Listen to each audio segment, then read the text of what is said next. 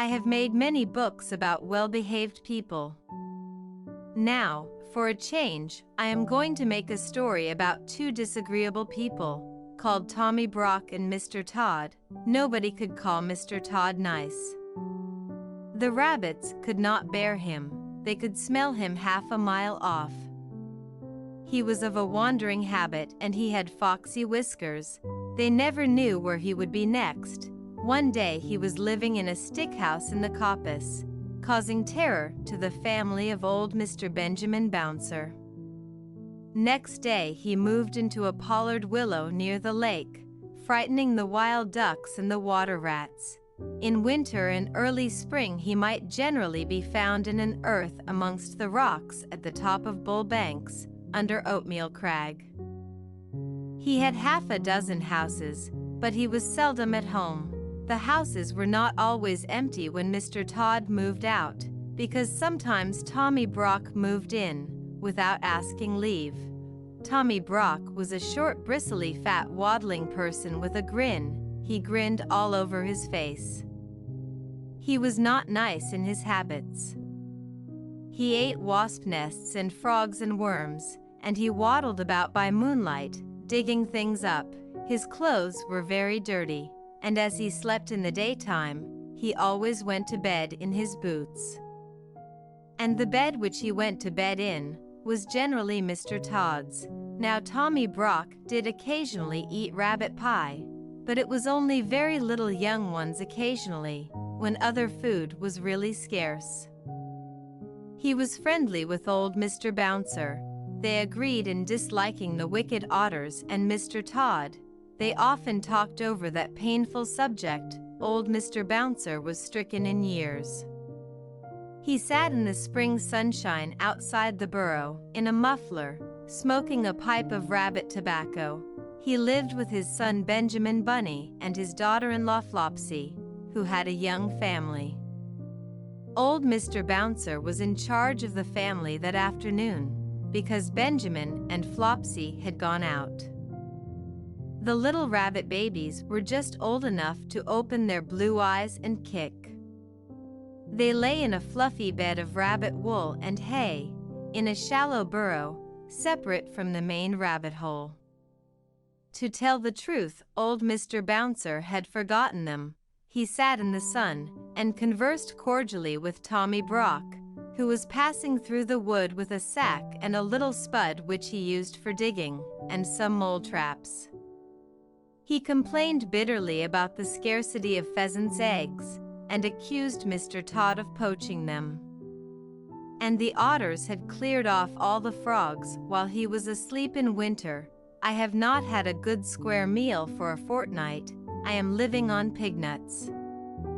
I shall have to turn vegetarian and eat my own tail, said Tommy Brock. It was not much of a joke, but it tickled old Mr. Bouncer, because Tommy Brock was so fat and stumpy and grinning. So old Mr. Bouncer laughed and pressed Tommy Brock to come inside, to taste a slice of seed cake and a glass of my daughter Flopsy's cowslip wine. Tommy Brock squeezed himself into the rabbit hole with alacrity. Then old Mr. Bouncer smoked another pipe, and gave Tommy Brock a cabbage leaf cigar which was so very strong that it made Tommy Brock grin more than ever, and the smoke filled the burrow. Old Mr. Bouncer coughed and laughed, and Tommy Brock puffed and grinned, and Mr. Bouncer laughed and coughed, and shut his eyes because of the cabbage smoke. When Flopsy and Benjamin came back, old Mr. Bouncer woke up. Tommy Brock and all the young rabbit babies had disappeared. Mr. Bouncer would not confess that he had admitted anybody into the rabbit hole. But the smell of badger was undeniable, and there were round, heavy footmarks in the sand. He was in disgrace. Flopsy wrung her ears and slapped him. Benjamin Bunny set off at once after Tommy Brock. There was not much difficulty in tracking him. He had left his footmark and gone slowly up the winding footpath through the wood. Here he had rooted up the moss and wood sorrel. There he had dug quite a deep hole for dog Darnell, and had set a mole trap. A little stream crossed the way. Benjamin skipped lightly over Dryfoot. The badger's heavy steps showed plainly in the mud. The path led to a part of the thicket where the trees had been cleared. There were leafy oak stumps, and a sea of blue hyacinths, but the smell that made Benjamin stop was not the smell of flowers. Mr. Todd's stick house was before him and, for once, Mr. Todd was at home. There was not only a foxy flavor in proof of it, there was smoke coming out of the broken pail that served as a chimney. Benjamin Bunny sat up, staring, his whiskers twitched. Inside the stick house somebody dropped a plate and said something. Benjamin stamped his foot and bolted. He never stopped till he came to the other side of the wood. Apparently Tommy Brock had turned the same way. Upon the top of the wall, there were again the marks of badger, and some revelings of a sack had caught on a briar. Benjamin climbed over the wall, into a meadow. He found another mole trap newly set. He was still upon the track of Tommy Brock. It was getting late in the afternoon. Other rabbits were coming out to enjoy the evening air. One of them, in a blue coat by himself, was busily hunting for dandelions. Cousin Peter. Peter Rabbit, shouted Benjamin Bunny. The blue-coated rabbit sat up with pricked ears. Whatever is the matter, Cousin Benjamin? Is it a cat?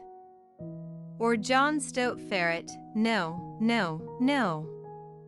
He's bagged my family, Tommy Brock, in a sack. Have you seen him, Tommy Brock? How many, Cousin Benjamin? 7, Cousin Peter, and all of them twins. Did he come this way? Please tell me quick. Yes, not 10 minutes since. He said they were caterpillars. I did think they were kicking rather hard, for caterpillars. Which way? Which way has he gone, Cousin Peter? He had a sack with something live in it. I watched him set a mole trap. Let me use my mind, Cousin Benjamin. Tell me from the beginning. Benjamin did so. My Uncle Bouncer has displayed a lamentable want of discretion for his years, said Peter reflectively, but there are 2 hopeful circumstances. Your family is alive and kicking, and Tommy Brock has had refreshment. He will probably go to sleep and keep them for breakfast. Which way? Cousin Benjamin, compose yourself. I know very well which way. Because Mr. Todd was at home in the stick house, he is gone to Mr. Todd's other house, at the top of Bull Banks. I partly know, because he offered to leave any message at Sister Cottontail's. He said he would be passing. Cottontail had married a black rabbit and gone to live on the hill. Peter hid his dandelions and accompanied the afflicted parent, who was all of a twitter. They crossed several fields and began to climb the hill. The tracks of Tommy Brock were plainly to be seen. He seemed to have put down the sack every dozen yards, to rest. He must be very puffed. We are close behind him, by the scent. What a nasty person, said Peter. The sunshine was still warm and slanting on the hill pastures. Halfway up, Cottontail was sitting in her doorway, with 4 or 5 half-grown little rabbits playing about her, one black and the others brown. Cottontail had seen Tommy Brock passing in the distance. Asked whether her husband was at home, she replied that Tommy Brock had rested twice while she watched him. He had nodded and pointed to the sack, and seemed doubled up with laughing. Come away, Peter, he will be cooking them. Come quicker, said Benjamin Bunny. They climbed up and up. He was at home. I saw his black ears peeping out of the hole. They lived too near the rocks to quarrel with their neighbors. "Come on, Cousin Benjamin." When they came near the wood at the top of Bull Banks, they went cautiously. The trees grew amongst heaped-up rocks, and there, beneath a crag, Mr. Todd had made one of his homes. It was at the top of a steep bank. The rocks and bushes overhung it. The rabbits crept up carefully, listening and peeping.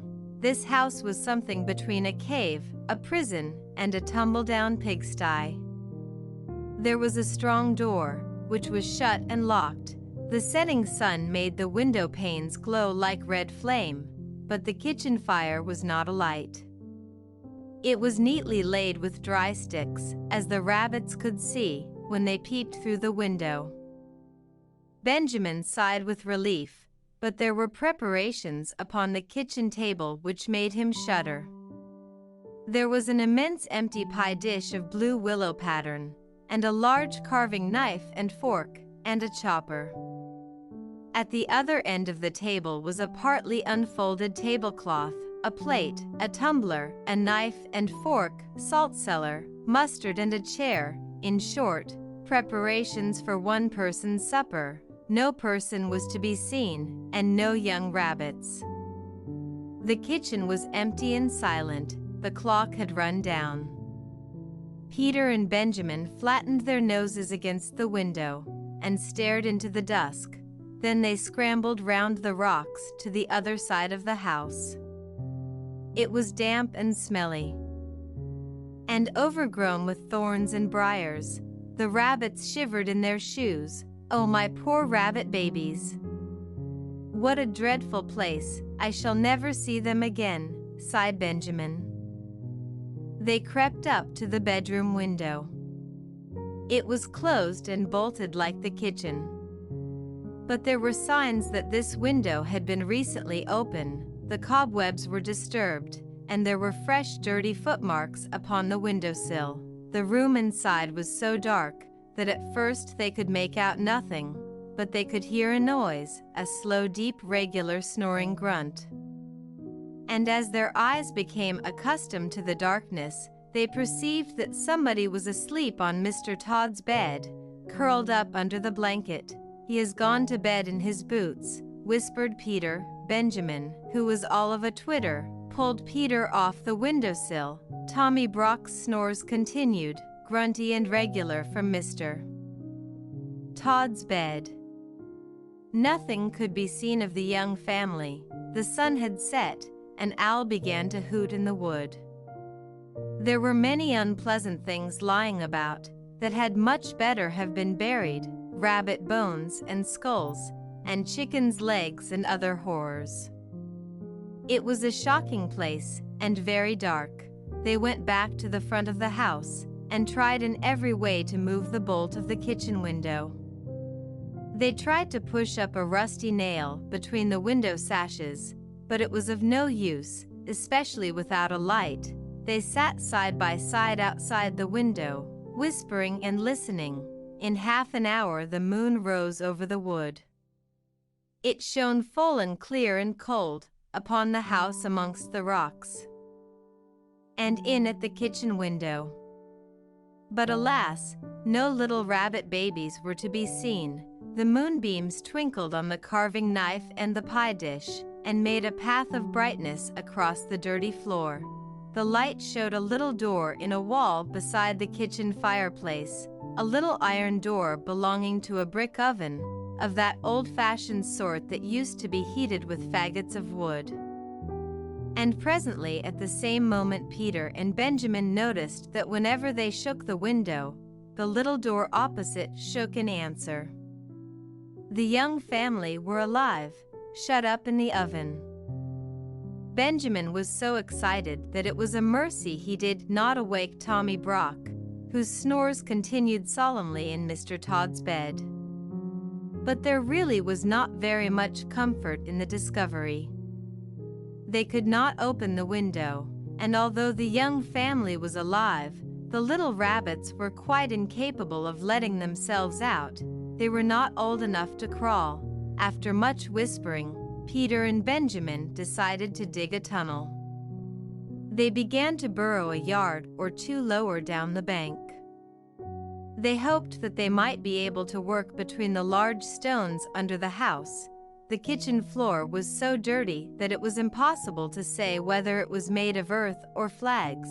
They dug and dug for hours.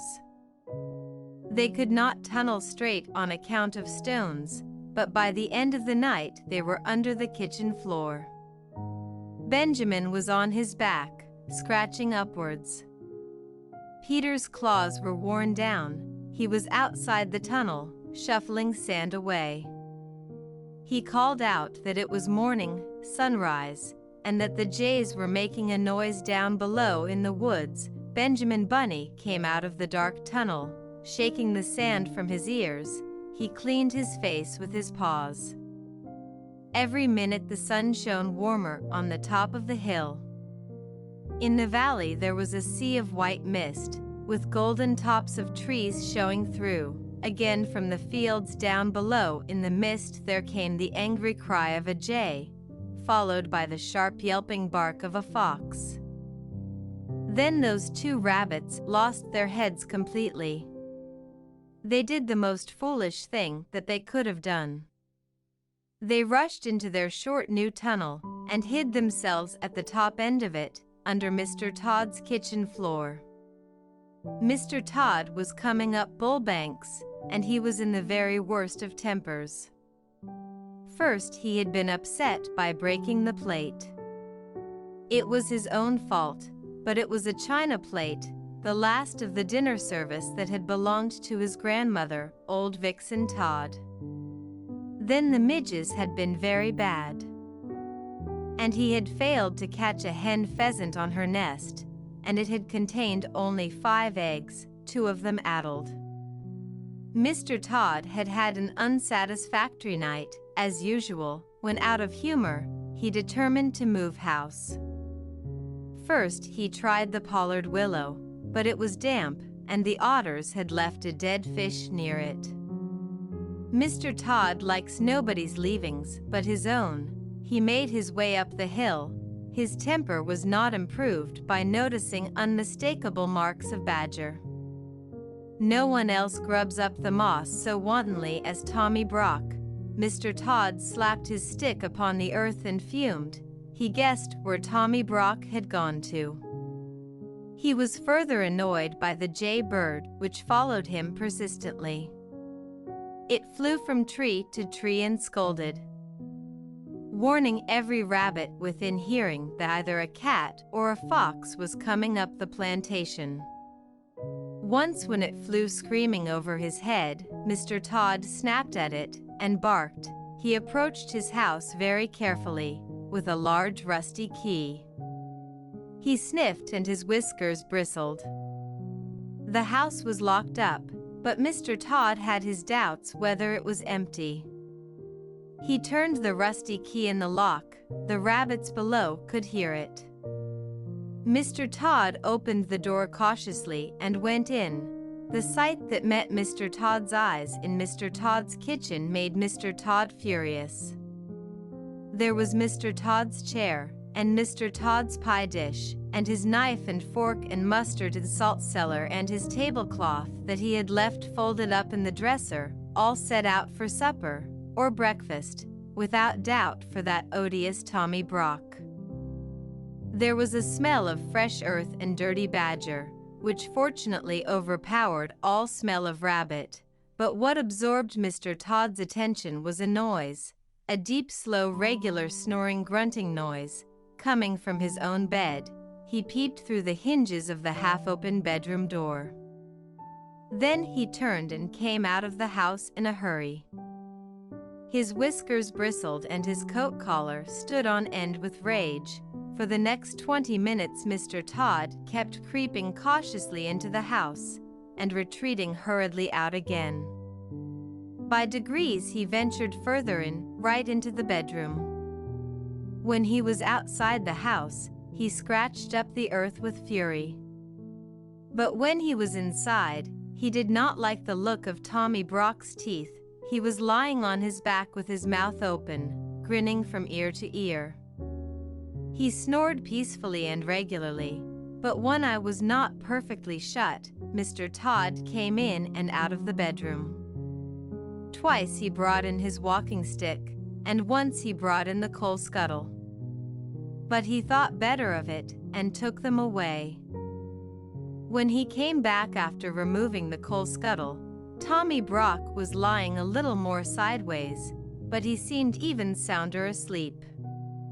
He was an incurably indolent person. He was not in the least afraid of Mr. Todd. He was simply too lazy and comfortable to move. Mr. Todd came back yet again into the bedroom with a clothesline. He stood a minute watching Tommy Brock and listening attentively to the snores.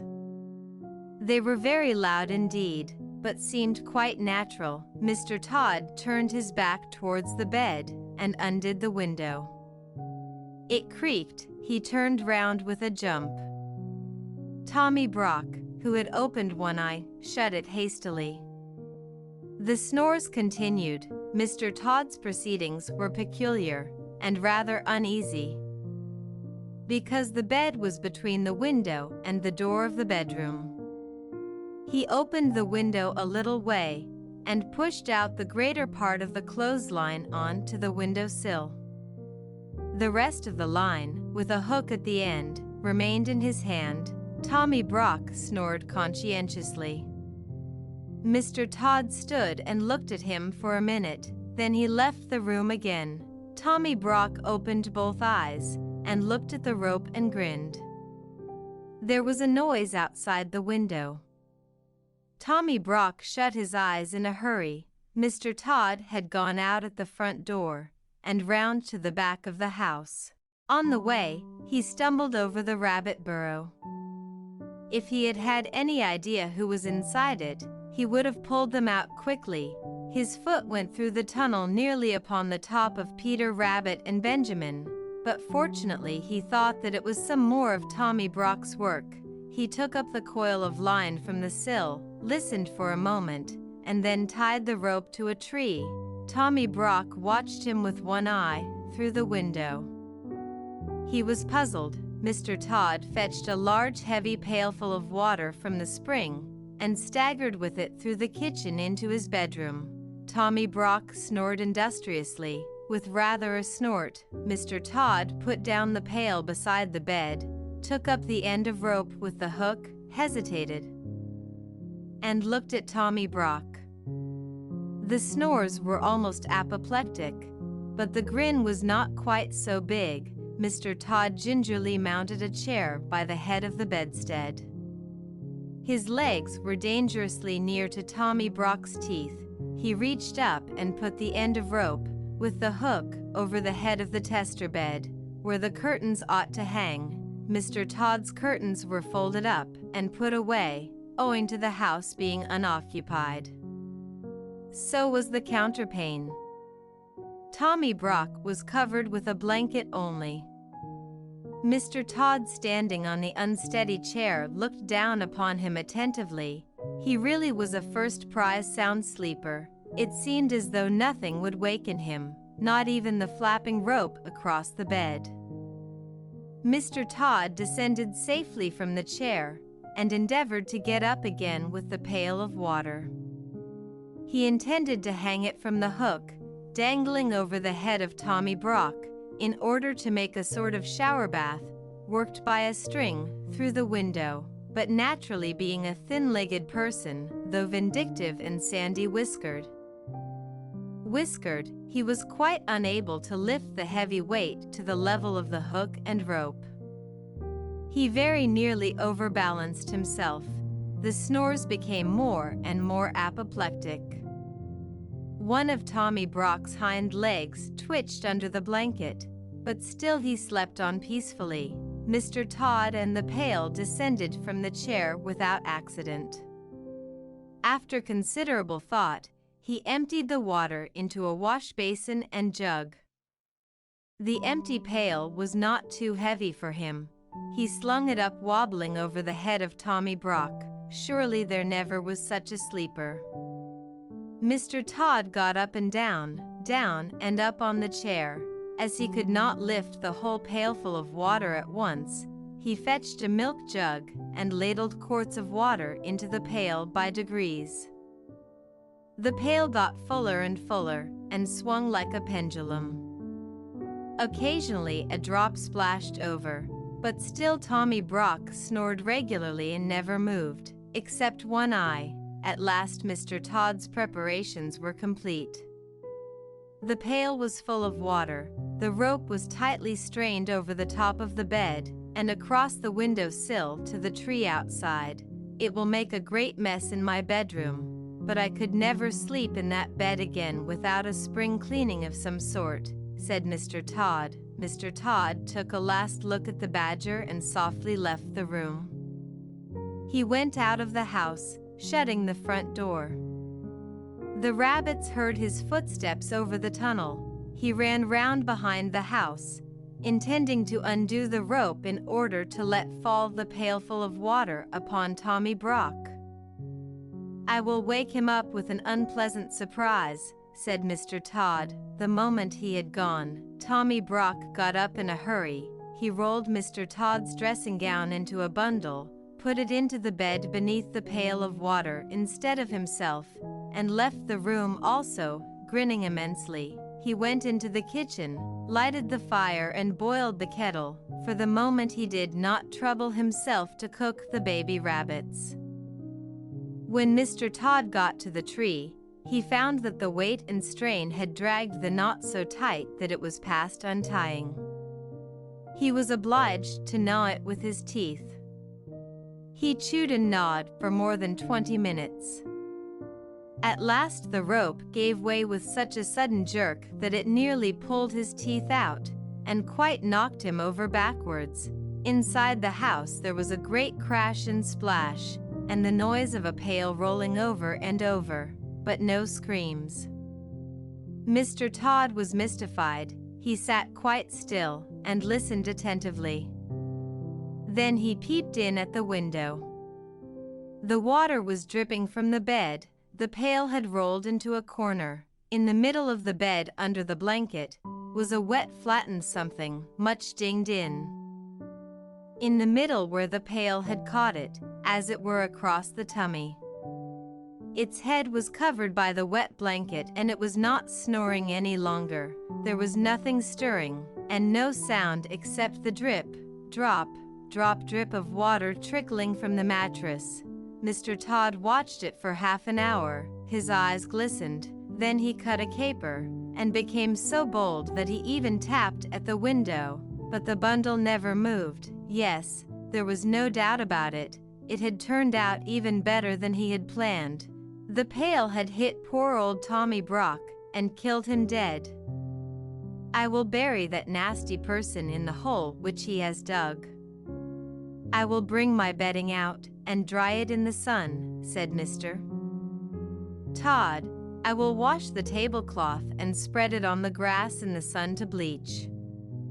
And the blanket must be hung up in the wind, and the bed must be thoroughly disinfected, and aired with a warming pan, and warmed with a hot water bottle. I will get soft soap, and monkey soap, and all sorts of soap, and soda, and scrubbing brushes, and Persian powder, and carbolic to remove the smell. I must have a disinfecting. Perhaps I may have to burn sulfur." He hurried round the house to get a shovel from the kitchen. "First I will arrange the hole, then I will drag out that person in the blanket." He opened the door. Tommy Brock was sitting at Mr. Todd's kitchen table, pouring out tea from Mr. Todd's teapot into Mr. Todd's teacup. He was quite dry himself and grinning, and he threw the cup of scalding tea all over Mr. Todd. Then Mr. Todd rushed upon Tommy Brock, and Tommy Brock grappled with Mr. Todd amongst the broken crockery, and there was a terrific battle all over the kitchen. To the rabbits underneath it sounded as if the floor would give way at each crash of falling furniture. They crept out of their tunnel and hung about amongst the rocks and bushes, listening anxiously. Inside the house the racket was fearful. The rabbit babies in the oven woke up trembling. Perhaps it was fortunate they were shut up inside. Everything was upset except the kitchen table, and everything was broken, except the mantelpiece and the kitchen fender. The crockery was smashed to atoms, the chairs were broken, and the window, and the clock fell with a crash, and there were handfuls of Mr. Todd's sandy whiskers. The vases fell off the mantelpiece, the canisters fell off the shelf, the kettle fell off the hob. Tommy Brock put his foot in a jar of raspberry jam, and the boiling water out of the kettle fell upon the tail of Mr. Todd. When the kettle fell, Tommy Brock, who was still grinning, happened to be uppermost, and he rolled Mr. Todd over and over like a log, out at the door. Then the snarling and worrying went on outside. And they rolled over the bank, and downhill, bumping over the rocks. There will never be any love lost between Tommy Brock and Mr. Todd. As soon as the coast was clear, Peter Rabbit and Benjamin Bunny came out of the bushes. Now for it. Run in, Cousin Benjamin. Run in and get them. While I watch at the door, but Benjamin was frightened. Oh, oh. They are coming back. No, they are not. Yes, they are. What dreadful bad language. I think they have fallen down the stone quarry. Still Benjamin hesitated, and Peter kept pushing him. Be quick, it's all right. Shut the oven door, Cousin Benjamin, so that he won't miss them. Decidedly there were lively doings in Mr. Todd's kitchen. At home in the rabbit hole, things had not been quite comfortable. After quarreling at supper, Flopsy and old Mr. Bouncer had passed a sleepless night and quarreled again at breakfast. Old Mr. Bouncer could no longer deny that he had invited company into the rabbit hole, but he refused to reply to the questions and reproaches of Flopsy. The day passed heavily. Old Mr. Bouncer, very sulky, was huddled up in a corner, barricaded with a chair. Flopsy had taken away his pipe and hidden the tobacco. She had been having a complete turnout and spring cleaning to relieve her feelings. She had just finished. Old Mr. Bouncer, behind his chair, was wondering anxiously what she would do next. In Mr. Todd's kitchen, amongst the wreckage, Benjamin Bunny picked his way to the oven nervously, through a thick cloud of dust. He opened the oven door, felt inside, and found something warm and wriggling. He lifted it out carefully, and rejoined Peter Rabbit, I've got them. Can we get away? Shall we hide, Cousin Peter? Peter pricked his ears. Distant sounds of fighting still echoed in the wood. 5 minutes afterwards, 2 breathless rabbits came scuttering away down Bull Banks, half carrying, half dragging a sack between them, bumpety bump over the grass. They reached home safely and burst into the rabbit hole.